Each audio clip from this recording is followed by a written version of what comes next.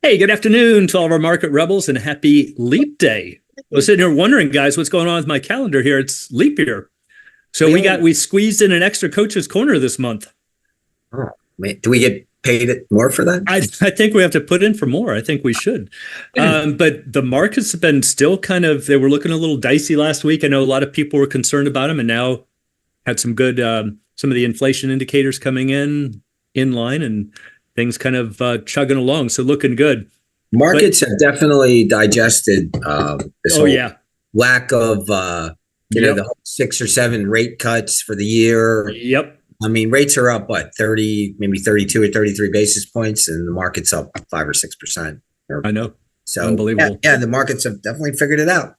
Oh, good. Well, speaking of figuring things out, I have another really cool, at least I think it's cool, Coach's Corner for you guys. See if we can stump you here, but certainly Coaches. to Yeah, educate our YouTubers out there and some of yeah. our market rebels.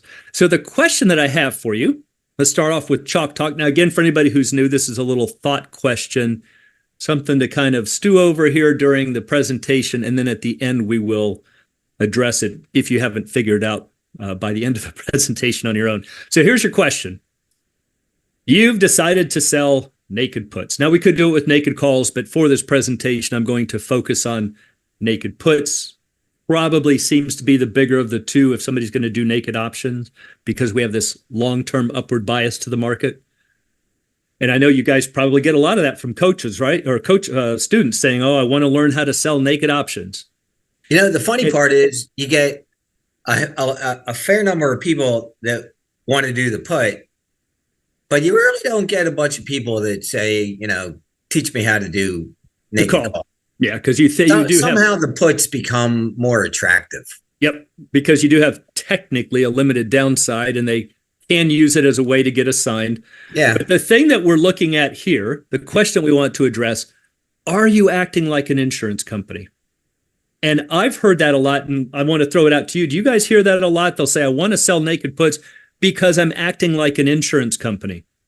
Yeah, I think selling options gives you that fee. Well, you have a higher probability of Yeah. reward in a sense. Yeah. So it seems like you're gaining consistent money. Yeah. Now, see, Scotty was very careful there. He said, it seems like, and that's kind of where I'm going to go here.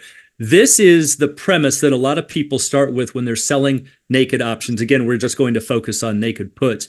And they'll say, well, the reason I like this strategy is that we are acting like an insurance company. And so we're going to dive into that and find out if that's really true. So there's our topic for today. Selling naked puts. Are you acting like an insurance company? So again, the reason that people like this is they look around and they see that the insurance buildings are always the biggest, most modern, brightest, shiniest buildings. They go, obviously, these guys are making some serious cash. And I would like to have that same business model. And so what can I do? Well, instead of buying the options, I can be the seller of the options, and therefore I'm acting like the insurance company. Now, some people who might be new might be going, well, how does that make you an insurance company? Well, again, if you're selling naked puts, what you're doing is you are collecting the premium up front. Now, also remember the word premium comes from where? Insurance theory. Yeah. So if your insurance agent writes a policy, we say you have written a put or written a call.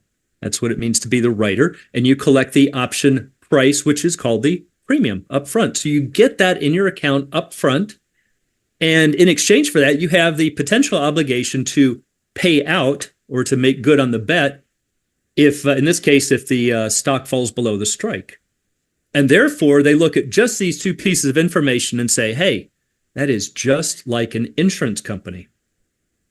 And if you look at it just from that sense, yeah, you could make a very loose connection that it is. But what we want to find out today, is there a difference? Is there a difference between the guy that just sells a put here and there or once a month throughout the year versus an insurance company? The two models are night and day here. What are we talking about? I knew you guys would get it, but at least I have a feeling that you get this a lot from from students. And that's what we're trying to help from some of our YouTubers out there, because you do hear this nonsense a lot. Sell puts because you're acting like an insurance company. Yeah, that's a great word. This is nonsense. This may look like it's similar, but the models, I'm telling you, it's completely different. Exactly. Yeah, and that's what we're going to look at. So if that sounds a little odd to some of you out there, why would Stu say that these are different? That's what we're going to find out. So as always, before we do get started, please check us out, marketrebellion.com/get started. Lots of great articles, videos, and things to help you on your options buying and possibly selling journeys. Okay, so how are we going to figure out these two business models? One being a true insurance company, let's say like Geico or Allstate, or the occasional guy or even people who might consider themselves avid option sellers. So to make the point, we're going to look at speaking of business models, we're going to look at a little mathematical model here. Let's start off by rolling a single die. Now, I think most people know that the numbers 1 through 6 are equally likely. Each number is going to show 1/16 of the time, 1/6 of the time. Each roll is independent, and all that means is that whatever number you get on the first roll in no way influences the second roll, or the second roll was in no way influenced by the first. They're just completely free to change. They're not chained at the hip. So if we were to do that, let's say that we did this lots and lots of times, tens of thousands of times, this would be a histogram. We're going to see that number 1 shows up comes up to 16.6% of the time, but about 16%. Number 2, 3, 4, 5, and 6 all come up about the same. Now notice that the center is right here, 3.5. Right? That would be the average. We just take the numbers 1 through 6, add them up and divide by 6. But the thing that I want you to notice right here is that the extremes, in this case 1 and 6, are equally likely. That's going to turn out to be important in a little bit. All right, the extremes are equally likely. All right, so let's hold that thought. Now let's go and roll 2 dice. What happens now? We get 36 possible combinations, not 6. And that's because we have 6 on the first die multiplied by 6 on the second. 6 times 6 is 36. But now we have the numbers 2 through 12 are possible.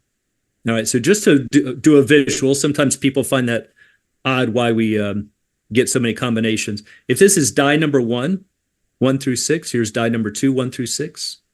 I could match up a 1 with a 1. I would have a total of 2.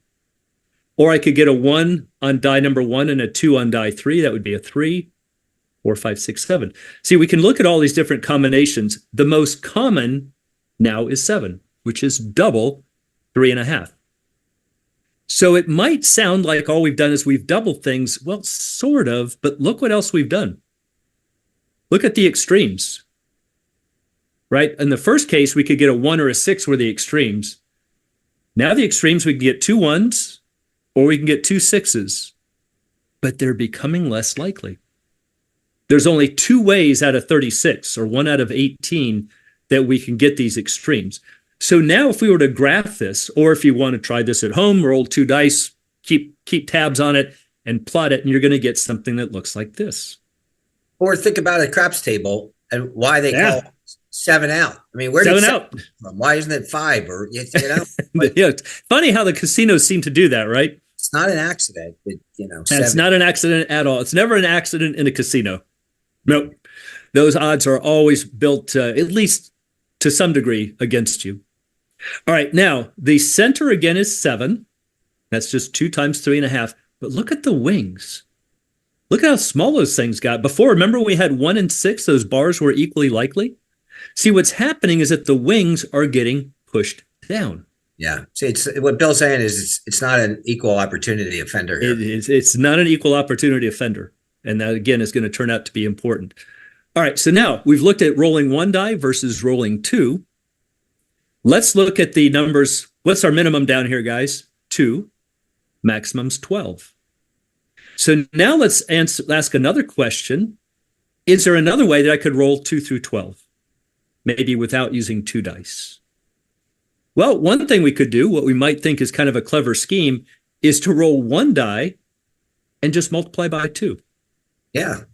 So we got 1 through 6 on our die, and we say, okay, no matter what I get, I'm just going to multiply by 2. And hey, look at that. I can get 2 through 12, just like we did before with 2 dice.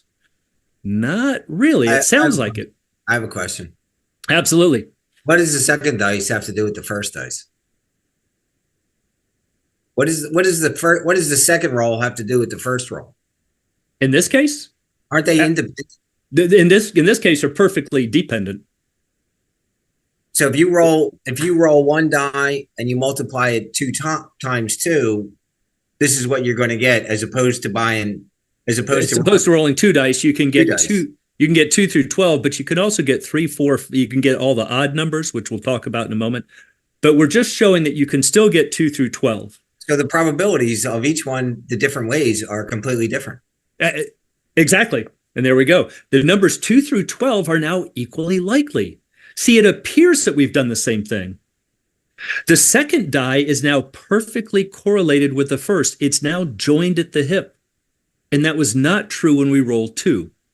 And yet, drum roll please, this is how most traders sell naked puts. They're picking one stock, or maybe 2 or 3, and they sell 1 or 2 or 5, thinking that they're diversifying, because maybe they're doing different weeks or go out a couple of months. But it's really just, they're all correlated. It's all the same ticker or the same 3 or 4 stocks that they're using. That is not like an insurance company at all. Yeah. I think insurance company has like more than 1 or 2 clients. Right. Think of Geico. What makes Geico work? That they insure millions of drivers, not 1 or 2. Yeah, millions. And not just that class, right? They do like motorcycle insurance, car insurance, boats. Insurance, I got boat insurance from them. Right, exactly. No, it never ends. The big policyholder has a different likelihood of collecting on the policy. Exactly. But the sample size here increases dramatically. It's a completely different thing. And again, this is where most people make their grave mistakes, and they go, oh, it's perfectly safe to sell these naked puts because I'm acting like an insurance company. And that would be like saying, Geico, you're going to insure Joe Smith of Topeka, Kansas on at 123 Elm Street for the year. Good luck. It's either going to work out great or work out horribly. Yeah. And that's what you're doing if you say, I'm going to sell puts on NVIDIA because I just think it's going higher. And the reason it's safe is that I'm acting like an insurance company. Yeah, let's go back 1 second. Bill, you just said it's either going to work out great or it's going to work out horrible. Right. Extreme outcomes. Working out great is what everybody wants. Or thinks should happen because they know better. Working out horribly is disastrous. Could be. But they never consider that. Well, I mean, how many of the biotech stocks have we seen lately that have just tanked 20, 30%? And just because you're an insurance company and you're representing 1,000 or 5,000 or 2 million people, that doesn't necessarily guarantee that you're going to make money either. Hold that thought. We're going to talk about that. I do have a slide on that. Good comment. So let's take a look at this one right here. If you roll 1 die and multiply by 2, look what we've done. We're right back to the same graph as rolling 1 die, even though we've got the numbers 2 through 12. See, when we roll 2 dice, we're in the blue histogram. When we roll 1 die and multiply by 2, we're on the red. See, also notice when you roll 2 dice, you can get odd numbers. You can't do that with 1 die multiplied by 2. We've got other outcomes, and that's what's starting to push these extremes much lower. That's what's pushing those tails down. We've got lots more things that can happen in the center. You don't get that with a handful of stuff. All right, so this is a super, super important. This is probably the most important slide of the presentation. When you are selling naked puts, I would say 99.9% of the retail investors, they're doing something like this in the red. They're amplifying the tails. They are not reducing it, and yet they think they're reducing it because they're acting like an insurance company. So they're getting paid, or because because we're getting paid up front. It's a credit. Oh man, let me go sell this put. It's $75. Hey, it's $75. $75 is $75, and there's no chance that that's going to get hit. And I've done it 10 times successfully. Here, let me do the math. Let's see. If I sell one at $7,500, that's going to go out worthless. I'll take the money. Let me do two. Let me do three. Let me do four. Right. All of a sudden, you're up to 10. And now you're talking real money. You already got the 75G spent, right? And then the world starts blowing up for one reason or another. Yep. Where the stock starts blowing up for one reason or another. Yep. Or both. And now all of a sudden, not only do you have the Delta risk banging up against your door, volatility risk. You have Vega risk. Vega risk is through the roof. So good point. Let's talk about some of the traps here. Right? There's some traps that traders fall into. I know there's a ton we could list. I'm going to list them and you guys can give some comments on them. One, I think you already mentioned, Stu or Scotty, the lure of easy money. All right. So if you could tell us a little bit about maybe some of the things you've heard from your students. Why do people like selling the naked puts? Because of the lure of easy money. Just quick comments. Me? Yeah, start off. Because they feel like the distance down right the distance down is going to ensure them the availability to make never going to happen. Right. It's not going to happen to me. It's like, oh, it's markets are going up. The stock is going up. Everybody loves it. It's it's so far out of my, that's never going to happen. Right. And it just looks like it's easy money. And not to mention well, maybe this will be number two, but it just looks like it feels like it's sexy. It feels like it's easy money. And it may feel like it's easy money as you're winning, if you're winning, but that's a trap too, because you win once. Well, let me do it again. And all right, Scotty. Yeah, I think that's common. Human beings like certainty. We like to win often. We like to be successful, and there is a higher probability because you do. Absolutely. Especially if you're selling out of the money puts, you have no argument collecting that premium or receiving the premium. Right. But there's also a very large risk to that. Right. So again, remember the underlying theme here, the moral of this presentation is that you are not acting like an insurance company. We're not saying it can't work out. You might do it 10 times in a row, might do it 20 times in a row, it might work out beautifully. But people fall into the trap of saying it's easy money. Why? Because I'm acting like an insurance company. All right, here's another trap I thought of, and I know that you're going to love this one, Stu. A cash secured put. We hear this a lot. That's got to reduce the risk. Why don't you kick this one off? That's a joke. So all that is some. I'm on air. I got to be careful here. It's some person in some office somewhere figuring out some term to say, yeah, you could sell that put, no problem. Go ahead and do it. Right? It's called cash secured. The word secure gives, I think, this is my humble opinion, the word secured gives people a false impression. If you're secure, you have security. If you have security, you're good to go. You have low risk, right? You have low risk. You're good to go. And it's whether it's cash secured, whether it's what's it called? Margin, some kind of margin, portfolio margin, span margin, yeah. If it's portfolio margin, you're putting up 15 or 20%. If it's cash secured, whatever it is, if it goes against you, everybody's going to lose the same amount of money. Exactly. So, do you want to self-insure? Do you not want to self-insure? How are you telling yourself as risk manager? Yeah. How is it, no matter what you're going to call it, that you are able to tell me how much money you're going to lose if in fact you lose money? Is there a way to do that? Yeah. Scotty. Yeah, I agree wholeheartedly. That's a term that is misleading. For people, you're like, your cash is not secured. It's the risk that you're putting up against that option. And if you want your money to be backing that risk, it's not, your cash isn't secured at all. Right. For people who might not know what that means, let's say that you sell a $100 put. Then maybe the stock's up at 110, but you sell this $100 put. The broker, if it's a cash secured put, is going to say, we're going to withhold $10,000 because the worst case is you get assigned, you have to cough up $10,000 to buy the stock. And hey, guess what? We know for sure you've got the cash. But let's say this, pick a number, the stock goes to 80.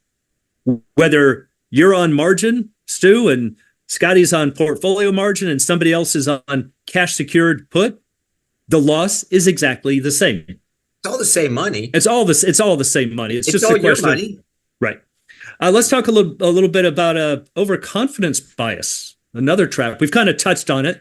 Yeah, but that's winning again, and then I'm winning over and over and over, just because it's out of the money, high probability. And it just exacerbates itself. Hey, I sold 2 and I won. Let me do 3. Oh, I won again. Oh, let me do 4 and I'll do it. And it's just now let me do 2 contracts and 5 contracts because I'm winning so much. Yeah.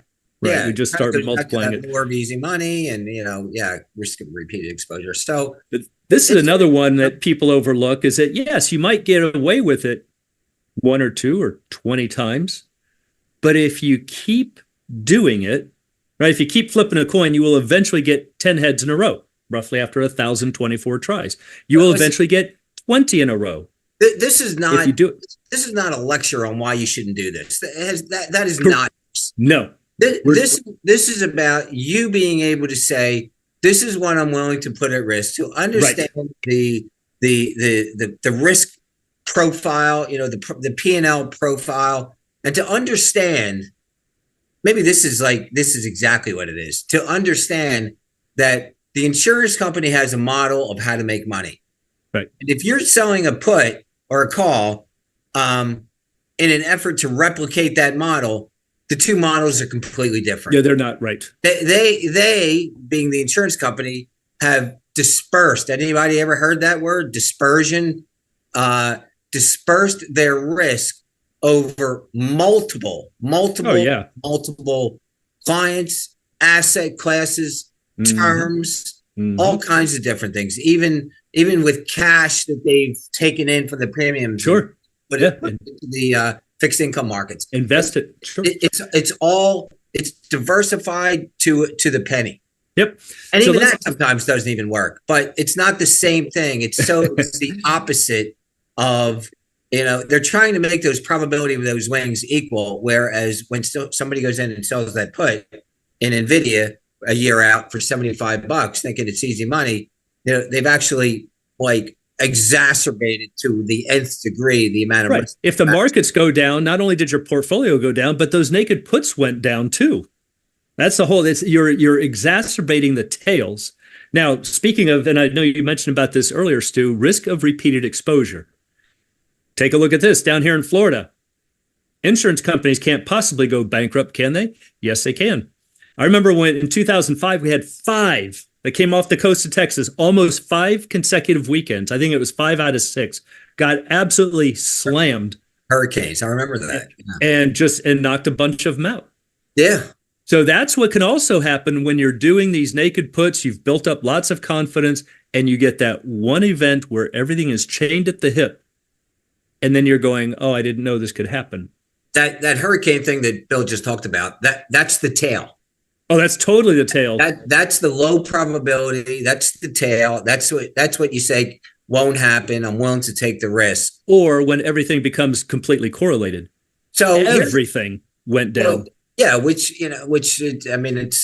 it's tough to do that. So now, look, think about the insurance company. How can the insurance company is going to disperse their risk as best they can? What is one way that an insurance company, aside from the obvious of multiple people and multiple asset classes, how can an insurance company how can they lay off their own risk? How can you lay off your risk if you very good question that call or put? How can Warren Buffett comes to mind? Well, yeah. I mean, General there's a business out there. It's called reinsurance, right? Yeah, so General Re. White House Property Insurance, which they probably didn't have reinsurance or have enough of it, is going to call up Insurance Re, and they're going to say, hey, we need insurance on our insurance. And they're going to pay a premium to insure their portfolio. Yep. What are you doing if you sell that NVIDIA put to your what you think is your insurance model to make a premium? Right. No, it's not the same at all. Where are you going to go to insure it? How are you going to do it? Exactly. So the thing to think about so far is that there's a big difference between many versus a few. Selling a few naked puts is not acting like an insurance company. And I don't care if you say, well, I'm doing 2 or 3 a month. That's a lot. No, it's not. That's like saying you're insuring 24 drivers. 2 or 3. It's not even remotely close. What you are doing, right, you are amplifying the tail risk. That's what we saw in those graphs where the tails go up instead of down. So to reduce the tail risk, you must consistently sell multiple tickers, not just NVIDIA or just Microsoft, multiple expirations, and multiple strikes. You would have to do weeklies, dailies, quarterlies, some leaps, different strikes. You would have to be selling lots and lots and lots of them. Back on that slide about traps. Yeah. Here's a trap. The market has a long-term upward bias to it. You have that, that's kind of a headwind with this strategy, not a headwind, a tailwind with this strategy, yeah. Right? Because over time stocks go up. But that's not really the issue. The issue is what happens during the time that you get caught the other way. That's right. When everything goes against, when the entire market. And when what hits the fan, hits the fan. When the hurricane wipes out all the houses. Yeah. It's not just a few houses that burn down through the year. It's everything gets joined. So the more diversification, the more you eliminate the tail risk. So for example, let's push this a little further. Let's roll 10 dice. Now, the minimum we could get is 10 ones or 10. Maximum is 60. What's our average? It's going to be 10 times 3.5 or 35. But look at the tails.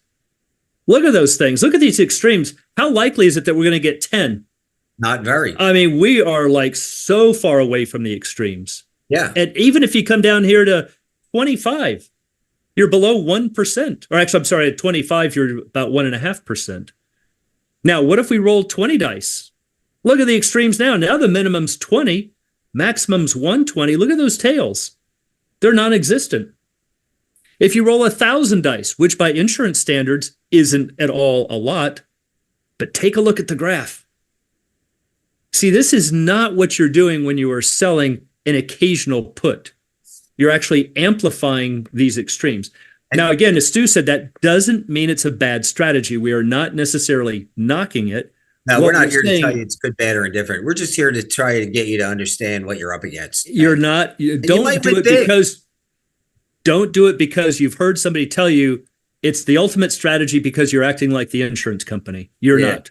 No, you're not. You got lucky and you won good. You won big. Congratulations, right? But absolutely. You just know that the longer you do it, the more time you have that something may happen. And absolutely. Look, you just have to be able to say, hey, I'm going to be in for, 200 grand if this happens. You got to, that number, you need to know what that number is. Yes, if you're going to be a competent risk manager and be accountable to yourself and be the fiduciary to your account, you absolutely have to know what that number is. And if you don't, then you're being negligent. Yep. So quick reminder, marketrebellion.com/get started for all kinds of free information, just like this, great articles and videos to help you get started. So let's dive in a little deeper. Are we going to talk about how you can quantify that number? We are. Hold that thought. Let's do a quick recap here. Remember that insurance works because companies diversify risks. Auto insurance companies insure millions. Look at that word there. Millions of drivers, not 1 or 2 a week over the course of a year.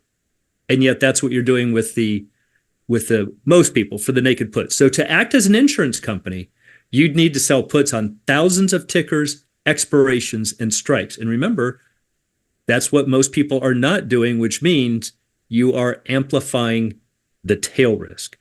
Okay, so now that we've covered that, let's turn it back over to both of you, and I'll start off with Scotty. Again, I know you probably get this a lot from students and traders.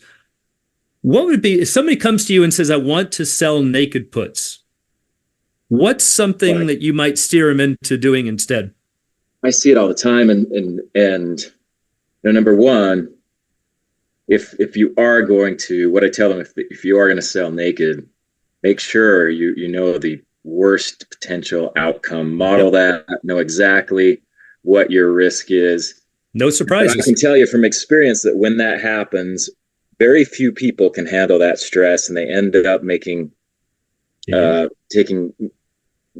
making a worse decision, making a problem become. Yeah, I'll buy the stock if I get assigned, and then it's down with implied volatility at 70%, and now they shut it down. Now they have a huge loss and no shares. It's so stressful. It's so stressful. I mean, it's your individual money, where these insurance companies have reinsurers, like you said, and they don't have an emotional connection. And so with us individual traders, what I tell folks is define your risk in some manner. What give us what would be a strategy that might come to mind? Just buy a long leg. Buy so like a vertical spread of some kind, selling a vertical spread. Stu. Yeah, I mean, I would do the same thing. Yeah, I think that would be my first go-to thing. And it doesn't have to be exactly vertical. It just has to be something. It goes back to diagonals. Do it some sort of like it goes back to. I was just talking about this with somebody today. My friend, the doctor. It comes back to your rights and obligations. If you sell a put or a call, right? We're talking puts here. If you sell that put, you have an obligation to be a buyer of the stock at some level, which is called the strike price. Well, what you need really is the right to dump it. Exactly. And the right to dump it is, in this case, is going to be underneath the place where you buy it. That's almost your reinsurance. Buy something else that allows you to dump it. Yeah. But now you know what the numbers are. Oh, so true. Now so let's take an informed risk taker. Yep. Let's take a look at that. So here's one that I kind of had a feeling that's where you would lean. This is certainly the one that I would be my first choice. So let's say you want to sell $100 put. Well, what you could do is to simply buy a lower strike. So let's say that the $100 put is trading for $1.50. Yeah, it might look nice, fat and juicy to say, let me just sell that naked. But you know what? As Stu and Scotty said, let's define the risk. Maybe I could buy a lower strike put. This is my reinsurance. Yeah, I got to cough up 50 cents. I'll spend it out of the $1.50 credit that I get. So now it's a net credit of $1. So now, if I did the naked put by itself, that would be my risk graph. There's our bend at 100. We would get our $1.50 maximum gain, but we've got this unlimited loss. Yeah. So if we buy the 95 put, what happens? We move this to flatten out. Now, of course, in exchange, it's always about trade-offs. We're going to reduce this by, in this example, by 50 cents, but we're going to get rid of all of this. Yeah, it seems like so now, now I've got $1 maximum gain, not $1.50. But what do I know down here is my max loss? $4. $4, right? The worst it can do is go against me by $5. I got paid $1. So now I know for a fact that this is the worst that can happen. And that is so important if you are going to be selling options or wanting to be a collector of premiums, as they like to say, but without really amplifying the tails. Yeah. And, for those of you out there that are trying to say, well, what's the right distance and what's the right strikes and all that? There's no answer, right? It's hard. It's just quantify it. Say, the stock's 100, the puts are fat. I'm going to sell the 90 put for $3. Maybe the 80 puts trading for $1. Okay. It's $2, right? I can win $2. And if it goes to max loss, it'll be a value of 10 and you'll lose 8. Am I okay with that? Right. And that's it. Right. So now just say to yourself, hey, I'm here to lose 8. If the worst case happens, am I going to be good at that? You can live through it. It's a yes or no, right? There's no discussion. It's like, yes, I'm okay with it. Then do it. And no, I'm not. And if the answer is no, then you got to maybe move the 80 up to the 82 or the 80, somewhere where it's okay. Yeah. It's okay. I think one thing we would agree on is you wouldn't want to sell the 100 put for $1.50 and buy the 60 put for, a penny and say that's way too far. You need to make sure. That really wouldn't be much of a hedge. It would exactly right. Exactly. But sometimes people do that because then they say, oh, I've hedged it, but now I've collected most of the $1.50. That's not a hedge. Well, but now you got a $39 potential loss. you got a massive loss, right? What kind of hedge is that? That's stupid. So, right. But this is the program you got to go through. Right. And these are the things I know that both of you deal with on a daily basis with people who like to become better options traders. So we appreciate your time and your insight. Scotty, any final comments? No, I think that's great. I think it's a great discussion. And, if you are doing naked puts, at least buy that long leg. If it's 25% of the cost of your credit or 30%, that's a rough, good range, depending on the type of stock. Right. It's a high beta stock. Maybe you pull that in a little bit more. Sure. Or pull it in a lot and just sell more vertical spreads. Mm-hmm. There's a lot of different ways you can attack this, but the thing that we're trying to help people with so much, because we know there's a ton of bad information out there, especially on YouTube, but there's almost always a way to do it safer. But the thing that we want to show you is that you don't want to embark on a naked put selling strategy because you think you're acting like the insurance company or the casino and you're just going to rake in premiums because you've got some kind of a diversified, huge diversification at your back, and you just don't. You're really amplifying those risks. So with that, it's a much more enjoyable way to trade, to know that you that protected, especially when you can sleep. Yeah. So with that, if you haven't answered the question already, for all of you out there, so you've decided to sell naked puts. What do y'all think? Are you acting like an insurance company? Nah, not in the least. Now, again, to be clear, we said this not saying it's a bad, exactly. We're not saying it's a bad strategy. Don't do it for the wrong reasons. Those are two completely different models. And unfortunately, a lot of people try to sell that as the ultimate strategy because you're acting like an insurance company. Then you're simply not. You're actually amplifying the tails. Quick closing comments. Let's start with Stu. So one of the things in the morning meeting that we used to have to go through ad nauseum was, where's the protection? Oh, nice. We kept tight markets and we wound up selling a lot of options a lot of the time. And the big thing in the meeting was like, where's the protection? What line is your protection on? Yeah. Maybe I sold the 60, maybe I sold the 60 call. Okay, well, where's the protection on top? You sell it's $100 stock and we sell the 90 put. They came in and buy some puts out of the money. Where's the protection? That was always a big topic. And it wasn't by accident. It was to help everybody have a discussion about hedging. What's enough of a hedge? What's the quality of the hedge? Yeah. Do you have a hedge? And do you even have one? Is a good question. Are you playing the odds? Are you using the level to make it okay? Are you taking into account the fact that maybe there's going to be a hurricane? Even if the options aren't really telling you that there might be a hurricane. I mean, you never know, right? You never know when somebody's going to come out and say something or do something, or the company's going to get a letter from what's that letter called? A Wells letter, right? You never. Oh, by the way, we're investigating the last 5 years worth of your income statements because not a good letter to get. We think you're playing funny money. I mean, it's a problem. It's happened before. Don't think it can happen. It'll happen a lot of times. So yes, it will. Don't think that you're playing Geico. Don't think that you're playing. I'm going to be the insurance company. Understand that it's a much different model. The concentration is on equivocating the tails. When you're doing it in one or two or three stocks, you're not doing that at all. You not just at all. Bigger problems than you probably realize. Again, not a bad idea, not a bad strategy. I'm not here to tell you to do it or not do it. I'm just telling you to make sure you quantify how much it is that you're willing to give up if, in fact, you have to give something up. Yep. Good comments. Scotty. Yeah, I would say that from my own experience and experience with other people, that naked put strategy has a tendency to lure you into a very high probability consistently.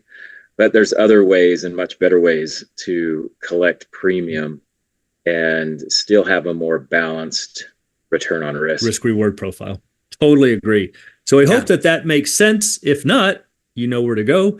Yeah. You can certainly call us and speak to either Stu or Scotty. And so we hope that gave you some things to think about here on our Leap Day here for February 29th. We hope you have a great upcoming weekend, and we'll see you next month. So thanks a lot, guys, for being here, and we'll see you next Thursday. Yeah. Thanks, Bill.